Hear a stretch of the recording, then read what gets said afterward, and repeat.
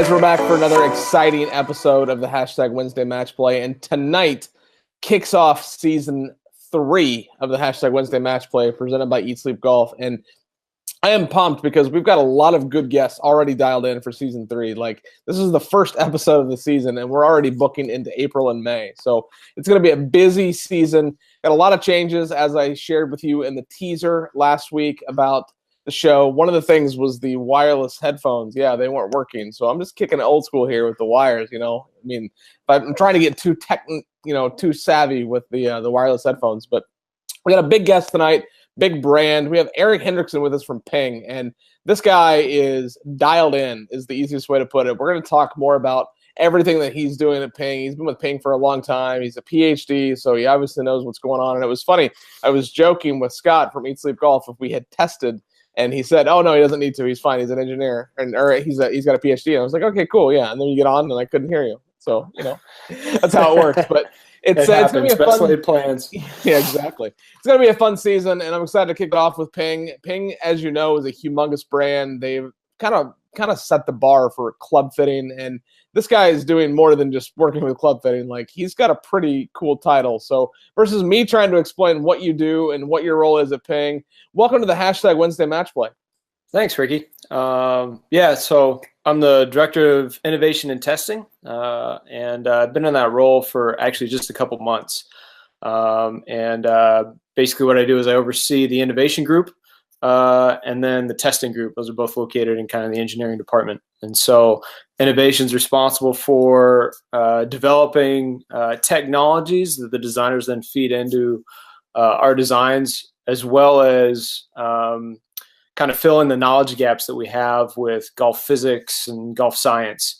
And then the testing group's responsible for testing everything from the R&D prototypes to stuff that's about to come to market. Everything, durability through performance evaluation and benchmarking. So it's a pretty fun job, and yeah, feel pretty blessed to be able to do what I do. So. Well, and it's funny, we were talking before we went live here that you're in Scottsdale, right? So, and I'm from Scottsdale. I can't say I'm from Scottsdale because I was only there for 5 years, but I liked it so much I like to tell people that I'm kind of from there part-time. But Ping is such a big brand. And what's funny, I lived in Scottsdale for 5 years and I never knew where Ping was, and there's not even an address on the Ping website. Like, you guys are like hidden. So how did you get started with Ping, and what has your journey been with from day one to what you are now? I've noticed that you've had a handful of different positions over the years. So what's that journey been like for you?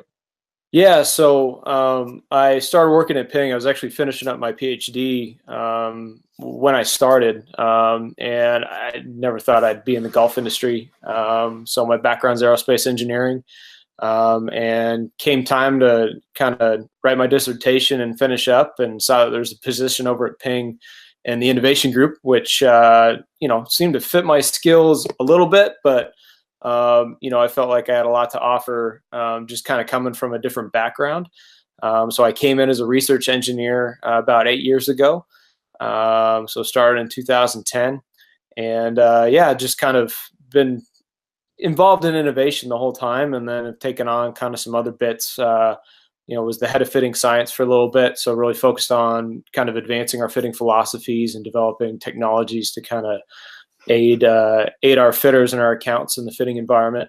And then just started managing the innovation group, and then kind of now taking on a role of overseeing a little bit of the testing as well. So, it came in, not really knowing what to expect. I knew a lot about Ping as a company, and I knew that they had a lot of solid values. They're built on a really good foundation. My grandfather was a Norwegian engineer, so he was always telling me about Karsten. And so, when I came in and interviewed, I came away just really stoked and hoping I'd have an opportunity to come on board. And sure enough, I had the opportunity. So, been involved in a lot of different things, get to work with a lot of really bright and cool people. So. That's really cool. So speaking of Karsten, have you played ASU Karsten, the golf course right there at ASU? Yeah, so I've played Karsten a number of times. It's actually been a while, and then kind of looks like ASU is going to be moving over to Papago, and might be some other plans for ASU Karsten. But I have a lot of good memories of the course, and both. I mean, I did my grad work over at ASU, and spent some time on the course there, and so it's a nice track. So they were closing when I was there over a year ago. So I'm nice to see that the course is at least still open, but the rumors have been spread. But Papago is a fantastic golf course. That's one of my favorite golf courses in Scottsdale. So it's okay that that's a hard golf course too. It's a lot harder than Karsten. So that'll make those players even better. So you talk about testing. A lot of tour pros, both LPGA, PGA, etc., tour pros play in ping. Are you personally and your team working with those tour players, or are they providing feedback that you take as a part of the innovation for the next products? Or kind of what's that relationship like? Yeah, so we get a lot of feedback from the tour staff. I think when we have a particular prototype that we're looking to evaluate, we'll try and get it in front of those guys and get some feedback as early as possible. Our design team probably has the most kind of intimate relationship with our tour staff of the engineering department, because they're the ones really putting those subtle touches on the designs, making sure it suits the player's eyes. And for us, we're kind of bigger technologies, so new materials. I remember one of my first projects was turbulators that you saw on the G30. Like, I had bondoed these features onto like an old G15 driver and taken that out, and we had a bunch of tour players hit it just to see if they saw features like that on a crown, like what would they just reject it right away, or would they be okay with it? So it's really helpful to get that early feedback, both from an aesthetic standpoint with the technology as well as performance, and that helps really dial in a technology that we're currently evaluating, but also helps govern what we look into in the future. So the type of, we call them like strategic pathways. So the things we focus our efforts on and the problems that we're trying to solve for golfers of all ability levels, including the tour staff. So that's really cool. Yeah, I mean, there's some big names that play ping. So Bubba being one of them, and he's the pink shaft and played a pink ball earlier this year. So that's pretty cool. Now everybody knows the Ping Putting Lab. What is that, and where is that? Like, I've never been there, but I've got all my buddies that are in the business have got pictures in the room with the putters all around them. Like, what is the Putting Lab first off, and where the heck is it? Yeah, so that's actually located right in the heart of the engineering department. So Ping's got a pretty big campus. Karsten started it's kind of 19th Ave in Peoria is the area, and he had one building there, and then as the company grew, he just kept buying adjacent buildings, and now it's a pretty big campus. And so where Pingman is, our Gold Putter Vault, our tour department, and then our test range are all kind of located right in the same area. And so that putting lab is right in the middle of kind of the engineering department. And so we use that to do a lot of our testing. So it's outfitted with all sorts of cameras and devices to help measure what's going on with the putter. And so we do our testing in there, but we also fit VIP guests and our tour players in that lab. So it's got a big old 40-foot long slab of granite that is basically super flat, and so we use that to kind of as a bit of a testing surface to really dial in somebody. And we have some overhead cameras that can actually track the putt down the length of the table, and we can create little kind of dispersions for different putters, looking at distance control. And then we use iPing, which is our app. We use an iPod Touch, and we use that as a baseline for every fitting. And then cameras, we use kind of a Quintic system to look at roll. We have, again, all the different putting technologies we have, and we use kind of different elements depending on what we're trying to do. And then we also have a lower putting green, so you don't have those kind of tram lines on the big table, so people can kind of go down and take some putts with a little bit of break. So it's a really sweet. It's probably my favorite place on campus, or one of them at least. And it's gone through quite a bit of a reno the last 2 years. We actually raised the back of the room up so it's at the same level as a granite table.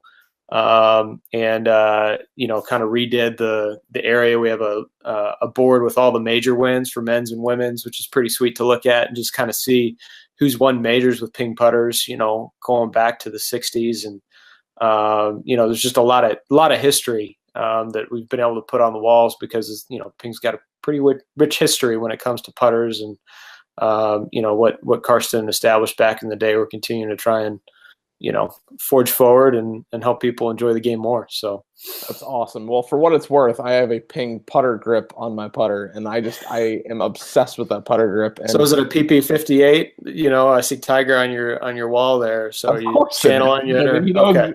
I mean, you and I just met tonight. The blackout? Mine's not blacked out because I will. I'll do that as soon as I get to the office tomorrow.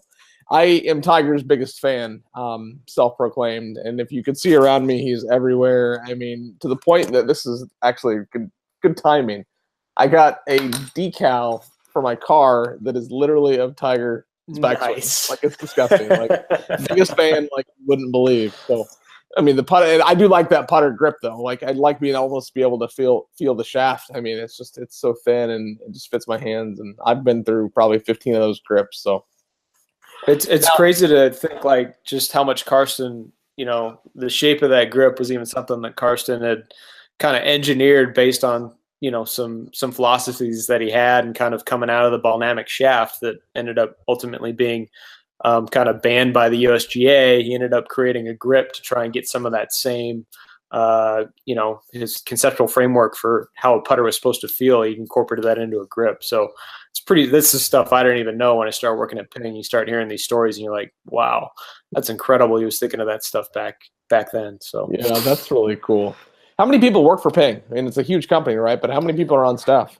Yeah, so we have about, I think it's between 800 and 900 people in Phoenix. And a lot of that is, so we do all of our own assembly in the States. So, we'll bring in shafts, grips, heads, and all that, but all that assembly happens on campus, so we can custom build everything. So we have a big assembly staff, and then, Phoenix is headquarters. So, all of our engineering is done there. And then, we have a kind of sales and marketing that handle the US. Then we have a couple of offices that are, we have Ping Europe located over, in Gainsborough over in the UK. We have Ping Japan over in Japan that, helps handle Asia, and then a number of other small offices around the world. But Ping, the main campus, is between 800 and 900 employees. So not only do I love the grip, the Ping Hoofer bag might be the single best golf bag ever. Like, high school and college teams use it. Like, is that the bag you're carrying? And what makes that bag so darn good? Yeah, so I'm playing a Hoofer Light right now. So yeah, and when I started playing golf, that was the first bag I got. It was I went to Horizon High School here in the Valley, and their colors were gold and green. So I got a nice dark green Ping Hoofer, and first stand bag out there, and so I think that in itself makes it pretty special. And we put a lot of engineering into it, and our soft goods guys are still looking for ways to innovate, looking for different ways to not only, save weight, but ergonomics. How does somebody interact with the bag? How can we make it more comfortable and, help people enjoy their day on the course a little bit more?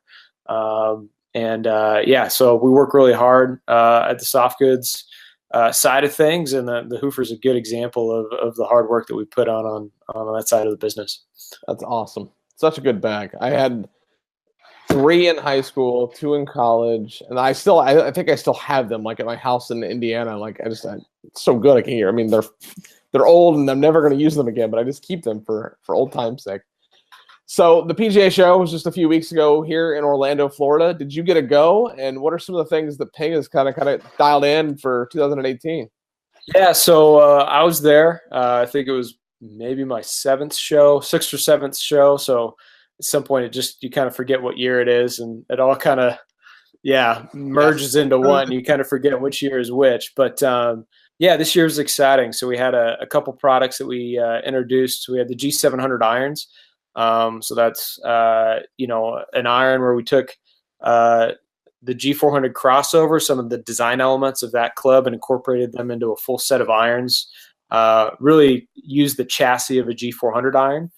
So a slightly oversized iron, and basically created a set that creates a lot of ball speed, some really high trajectories, and incredibly forgiving. So I think it's they're incredibly fun to hit. And I actually just put a 4-iron from the set in my bag. I'm pretty excited to go out and use that. And so I think a lot of good response from the G700 during the show. We also came out with the G400 Max. So that's an addition to the G400 line of drivers. So we introduced the first 3 models over the summer, and then the G400 Max is a 4th model that comes into that family. An addition to the Glide 2.0 wedge family. So it's the Glide 2.0 Stealth. So that's a black, kind of rich, flat black finish. It's called QPQ. And then we also had a new line of milled putters, the Vault 2.0, which is, I think I mentioned, the Gold Putter Vault. So a line that's really based off of a lot of the more popular models that we find in the Gold Putter Vault. So pretty excited to introduce those at the show, and had a lot of great feedback. And there's some good buzz at the show. So definitely always a good but busy and I'd say overstimulating week. Good way to look at it. Everybody had lost their voice by the end, but yeah. Now, if you've been to the show that many times, I've been 5 or 6 times, so I can totally relate to what you're saying. What's your favorite restaurant on iDrive? Like, there's so many good places to eat right there by the convention center, but what's your favorite? You got to go to? Man, I like that's like the hardest question that I've asked you. Yeah, so I mean, we always end up Ping ends up staying like way off of iDrive, so we're down like in Champions Gate. And so we're near the convention center. No, so it's like a 30-minute drive. So we get a bunch of places out there. I think on iDrive, man, there's like, was it Moonfish or something? Or I don't know that one. So there's Bonefish, and I got this confused because there's like Bonefish and then like, I don't know, Fish Bone. And there's 2 different restaurants. So there's one that I really didn't like, and there's another one that actually I did like. Well, Bonefish is good. That's a chain. Okay. Yeah, Bonefish is solid. But yeah, that's a tough question. We always end up at like a Miller's Ale House or something. Dude, you can't go wrong with, especially during that time of year. Like that's a good place to go. And there's another one that's down the street from Miller's Ale House, maybe quarter of a mile on the other side of the street. It's like that, but it's like a fancy Miller's Ale House. Okay.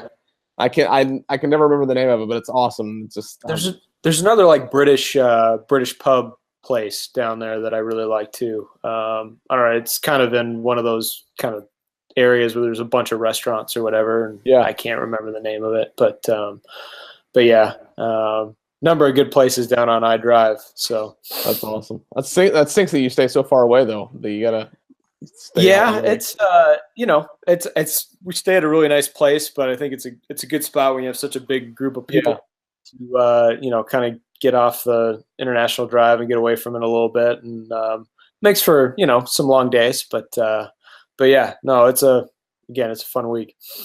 So obviously, ping and club fitting go hand in hand. How important is the club fitting process to putting a golfer into the perfect set of clubs? Like I've always said that I will never buy another club that I'm not fit for. And I just recently went through a fitting for a new set of clubs, and like it's neat to see the kind of the details and the numbers and the TrackMan data and the dispersion and club head speed, ball speed that's coming from an iPad, quite frankly. But how important is the club fitting process to putting a player into the right set of ping clubs?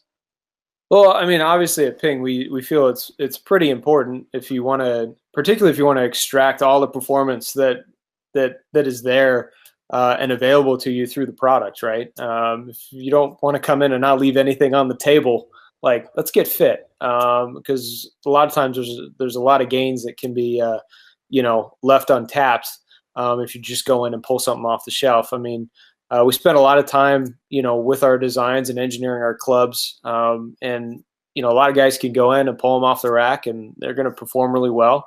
But I'd never go through and buy something off the rack knowing what I know and what kind of performance you could leave on the table by doing that.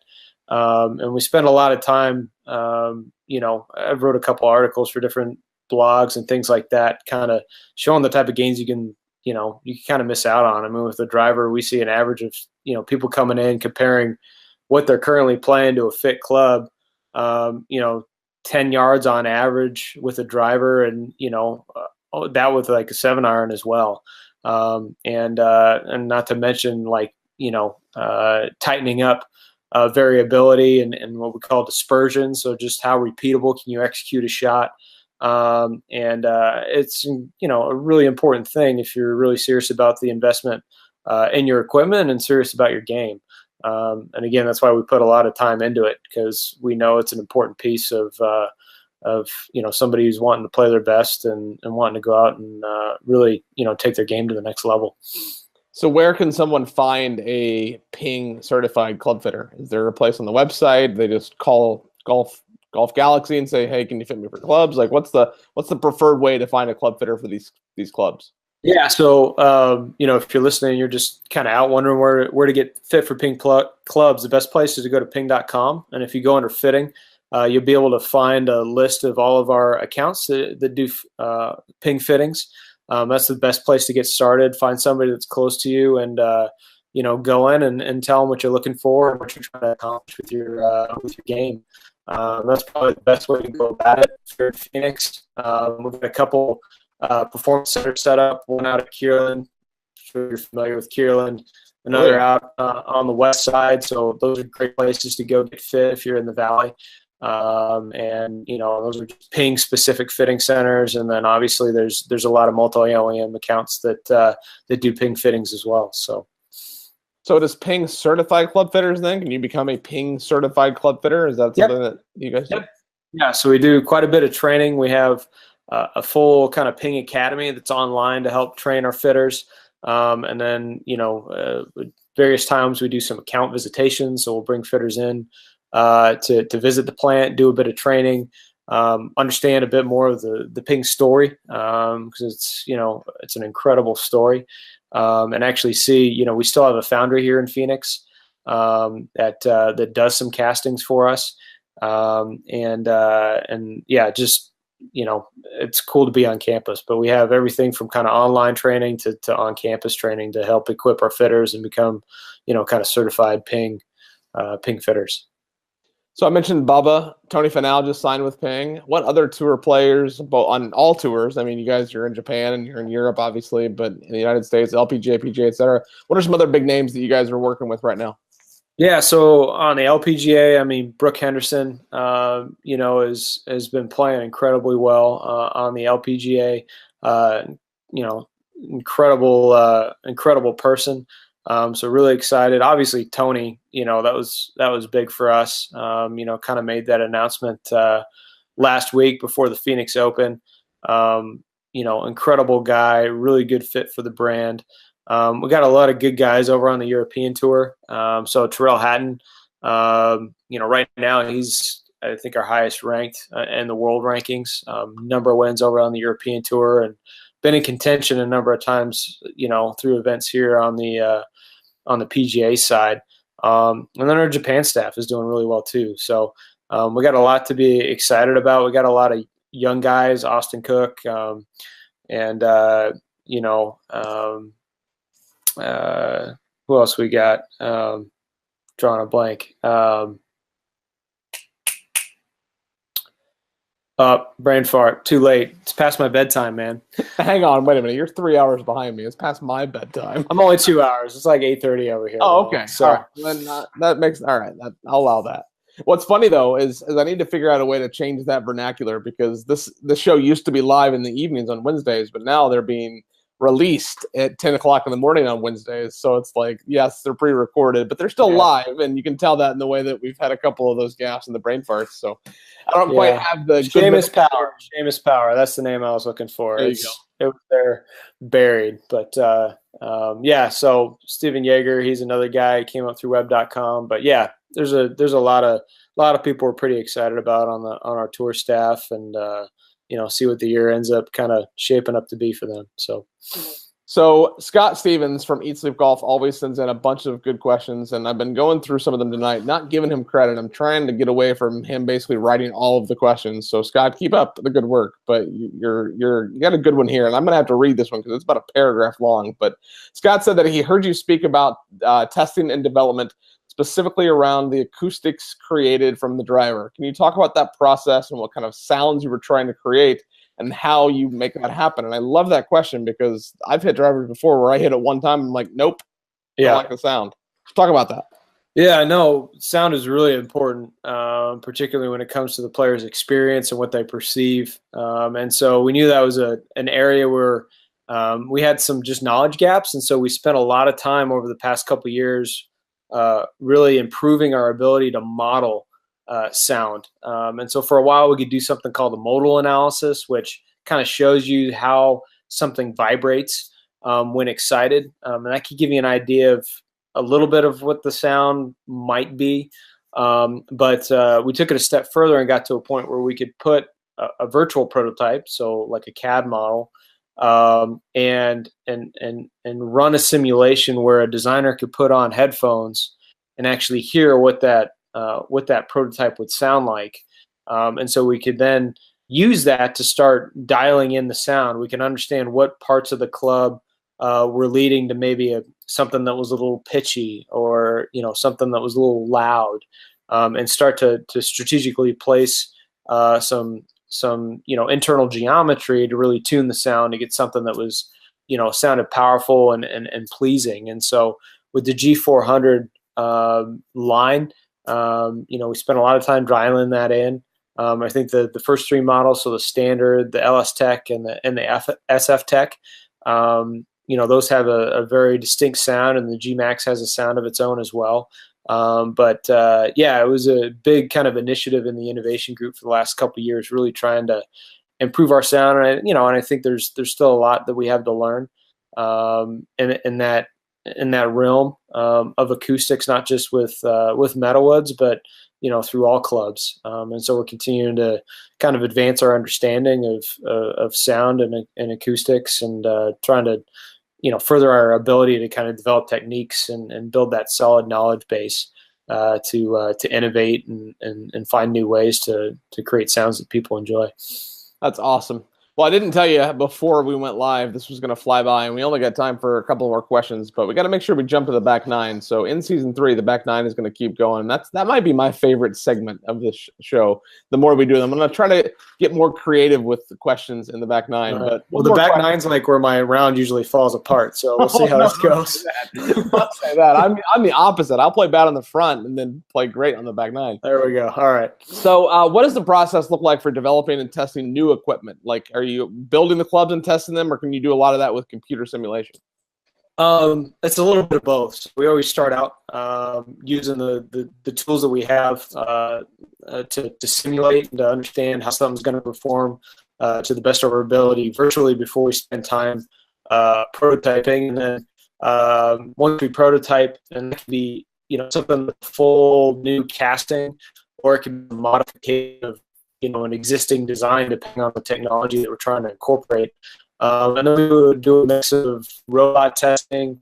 We're talking just a club technology, robot testing, player testing, and then maybe some other testing on for durability if that's a concern, or maybe spend some time in Enzo, which is our motion capture system, that might give us some information that we're looking for. And so it's a good mix of the physical prototyping and the virtual prototyping, and then we go and start to work alongside our testing department to kind of evaluate the performance and see if we can extract the insights that we're looking to extract and achieve the performance that we're setting out to achieve. So it's a really fun process, and I wish I had a lot of failures in my time at Ping, in my relatively short time at Ping, but those are the things you learn from, and we've had some successes too. So yeah, it's a fun process. That's awesome. Well, hey, I can't thank you enough for coming on the show tonight. This has been awesome. But like I said, we got to jump into this back nine. The first question, the city of Phoenix and Scottsdale is buzzing right now. Phoenix Open. Did you go to the Phoenix Open this year? I did. And actually, believe it or not, it was my first time going to the Phoenix Open on a tournament day. I had been like on a Monday during the Monday Pro-Am and stuff, but I had always stayed away just because I'm one of those guys that kind of gets, fear of crowds or whatever. So I was like, man, do I ever really want to go out there? So I went out there with my boss, Paul Wood. We took Friday afternoon and went out, followed Tony around a little bit, which was fun, and a couple other guys. And yeah, it was pretty crazy. So, I mean, once you get away from, the hub of kind of 16, 17, and 18, it's, it's kind of like a golf tournament. Still got its own character even away from 16 through 18. But yeah, it was definitely a struggle getting in. And it's a party. I mean, you don't know if you're at a golf tournament or out at one of the, downtown Scottsdale at one of the nightclubs or something. So, yeah, no, it was a lot of fun though. And, I think it's really good for golf. I don't know if it's everybody's cup of tea, but I think it's, to have a tournament like that just, clearly there's some players who really enjoy it, and there's other players who, maybe not as much, but hey, I think it's nice to have a tournament with some character out there, and obviously the attendance and, people tuning in on TV kind of are a testament to that. I think it's a tournament people get excited for every year. And so props to Waste Management and the Open for, building something that's special. So I know there's a lot of guys that look forward to it every year. So go ahead. Did you go out a couple times where you're living out here? Yeah. So we just live out there? We lived like Green One Street, our apartments, for the first 3 years. And we had a house the last 2 years, but we went every year, volunteered for ShotLink. And the last couple of years, it was like, I gotta go working Saturday. Like, it was cool to like be there, like, but I mean, be inside the ropes, right? Like, I don't know if I could go and deal with the crazies, the 216,000 people that were there this year on Saturday. Like, it's fun, but it's a one time a year kind of a thing though. Like, everybody was talking on Twitter, like, oh, we gotta have 4 or 5 of these a year. And I'm like, no, we get one, and you're lucky you get the one. But it's a hoot. That's the best way to put it. Even if you're not at the Yale's Nest. Yeah, exactly. What golf ball are you currently playing? So I go back and forth between a Snell and a Pro V1X. So I kind of have a couple dozen of each right now, and I've been kind of going back and forth with the Snell. It's definitely a little bit more affordable, but from a performance standpoint, it performs really well up against the Pro V1X. We do a lot of our testing with the Pro V1X at Ping when we're kind of testing that premium category of ball. But I also play a Snell periodically. So I got a sleeve on my desk, and I haven't hit it yet, but that's good to know. So I might have to bring it out this weekend. Give them a go. What is your favorite golf movie? Favorite golf movie? I would have to say Caddyshack. You probably get that, every time. I've yet to watch. There's a recent movie that just came out. It's called like it was it was like a gambling golf movie or something. Oh, it's good. It's actually really good. Yeah. Who's in that? I can't remember the name of it. I can't either, but it's a good movie. Yeah, but yeah, Caddyshack definitely. I mean, I saw that kind of growing up, and there's just something about Bill Murray and Rodney Dangerfield, and just the good mix of kind of having fun with the game of golf that I think I think there's a lot of people that take the game maybe a bit too seriously. Me being one of them at times. Me too. And it's a good movie to just show, hey, this game is a lot of fun. So don't take it too seriously. So who is in your perfect foursome? Perfect foursome. Oh goodness. That's a good question. I think right now I'd love to play with Alex Noren. That guy just crushes it. And so it'd be incredible to have him in the foursome. I think man, if you're thinking golfers, it would be, all right, well then get Tiger and Jack out there and just, sit back and kind of watch. So I think right now one of the guys I didn't get to see Alex out at the Open, last week. So having those 3 guys in a round right now, off the top of my head would be probably the best. But I have a feeling if I thought about that question for a couple of days, I could come up with a number of different foursomes that Yeah, exactly. that I want to put there, together. so. But what's Yeah, that? Tiger was in there, so we're good. Yeah. Well, I mean, come on. It was fun to see him back, and you know, he's a guy that, I mean, just the fight that he showed kind of through his rounds at Torrey, you know, just that. I think, you know, it's going to be an interesting couple of years if he stays healthy, and you know, I think the guys, you know, the guys out there now seem like they're actually having too much fun. And I just talked about having fun, but these guys are out there trying to win tournaments. I'm like, you guys are too good of friends. Tiger went out there and he's like, I'm going to punish each and every one of you. And during like a tournament, it was like, I'm kicking your, you know what? Yes. And there's intimidation, and you could see that kind of just the way he carried himself at Torrey. And it'll be really exciting to see, you know, if the game comes together and he stays healthy, you know, what he does over the next couple of years. So it could be really, really, really exciting and really good for golf, I think. Where are you playing this weekend? Where am I playing this weekend? Yeah. Probably. So I play out of Moon Valley a lot. So that would be where I go out. I might only get out for maybe 9 holes. It's tough to, you know, I got 2 little ones. So I actually took my son, my oldest, he's 7 years old. I took him out for 9 holes on Sunday, which is fun. But I might be able to, my wife's got some activities this weekend. So that usually means I could kind of, you know, make a case for letting me go out with the Saturday morning group. So we'll see what happens. Nice. But, yeah. So what's your favorite restaurant in Scottsdale? In Scottsdale. Yeah. There's some good restaurants in Scottsdale. There are some amazing restaurants in Scottsdale. And I don't, you know, I'm living in Uptown now, so kind of like Bethany and 7th Street. And so I haven't gone over to Scottsdale in a while. I would like, if you're staying in this area, probably Okra was my favorite, and then they've put all their effort into going to another restaurant called Crudo. Over in Scottsdale, man, it's been a while since I've been over there for Sapporo's pretty good. Going over there for some sushi. That'd probably be my best guess off the top of my head. That's not like downtown Scottsdale. It's more kind of north.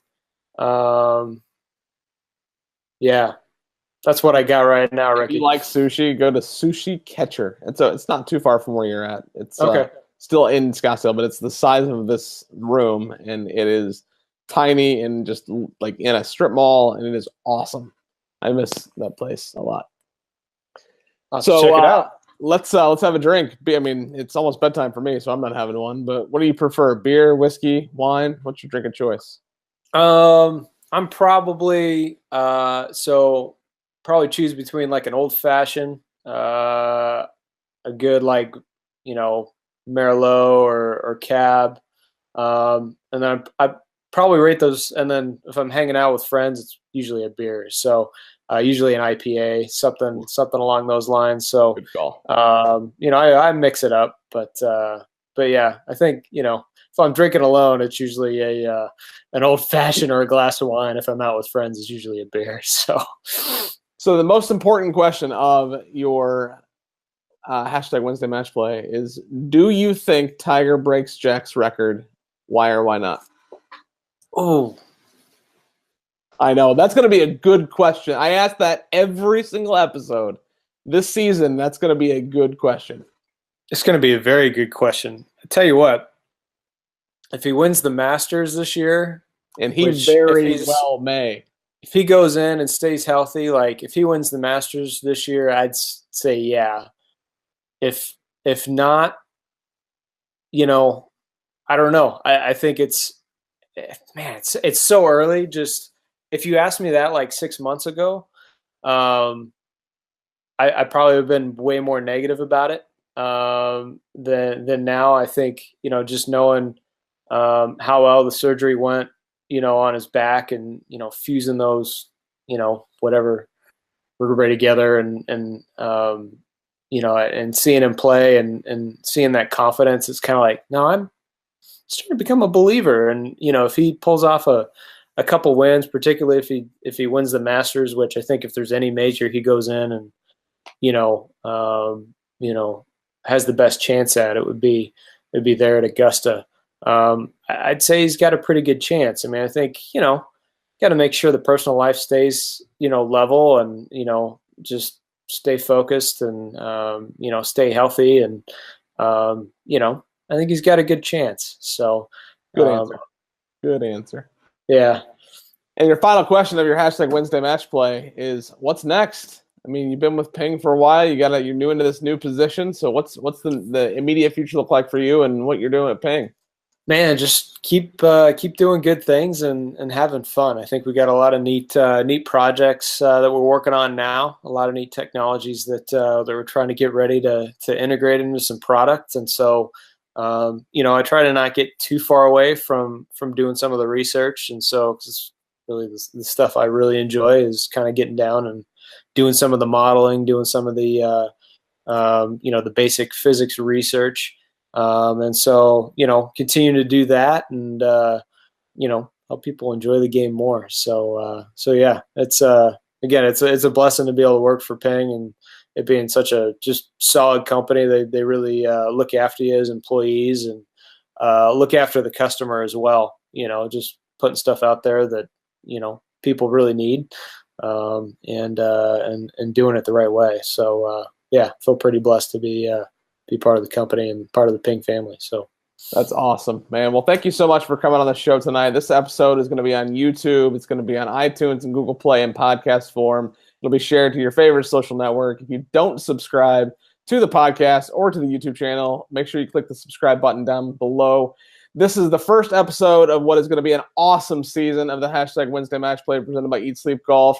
Thank you so much for coming on the show. It was great getting Ping on here to talk about what they do. And as always on the hashtag Wednesday Match Plays, you have to remember to eat, sleep, golf.